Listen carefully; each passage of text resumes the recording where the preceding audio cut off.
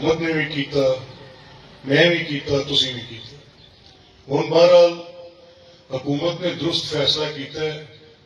मेरे वेंदिया मैनू 20-22 साल लगे। मैं हर वजीर आजम नाल, हर वजीर आला नाल तुहाडी मेहरबानी की वजह नाल तुसीं वड्डे छोटे सारे रल के मैनू एतमाद देंदे जी, अपने पिंड भी देंदे जी, बाहर भी देंदे जी, तावन भी करते जी। सारे जी मेरी थां ते आप कोशिश करते जी।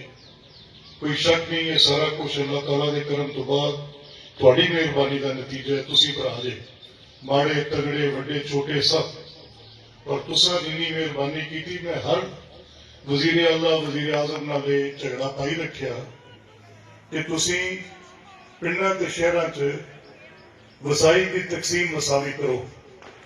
किसी गल नहीं सुनी पहले, या शहबाज साहब सुनी कि या हुण जिहड़ी वजीर आला है साडी मरीम नवाज साहबा, इन्हें सुनी। अल्लाह इन्हां दा भला करे।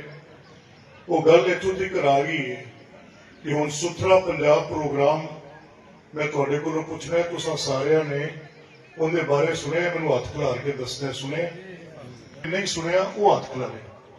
ते जे सुनिया है ना तो फिर इहदा मतलब यह है कि पहले अपने कोल पिंडां सफाई वास्ते हुकूमत वसाइल नहीं सी देंदी, पैसे नहीं सी देंदी। हुण उन्हें पैसे भी दे दिते, मशीनरी भी दे दी, बंदे भी दे दिते। तो जे हुण भी ना होवे तो फिर अपने च नुक्स है, हुकूमत च नुक्स नहीं। मेरी तुहाडे अगे दरखास्त है कि इत्थे हुण एक कमेटी मैं जान लगा इजाज साहब मैं कहा कि इत्थे बैठ के मुनासिब बंदियां दी जिहड़े वक्त दे सकन, सियाणे नौजवान पढ़े लिखे सारे रल के, और एक घरां च भी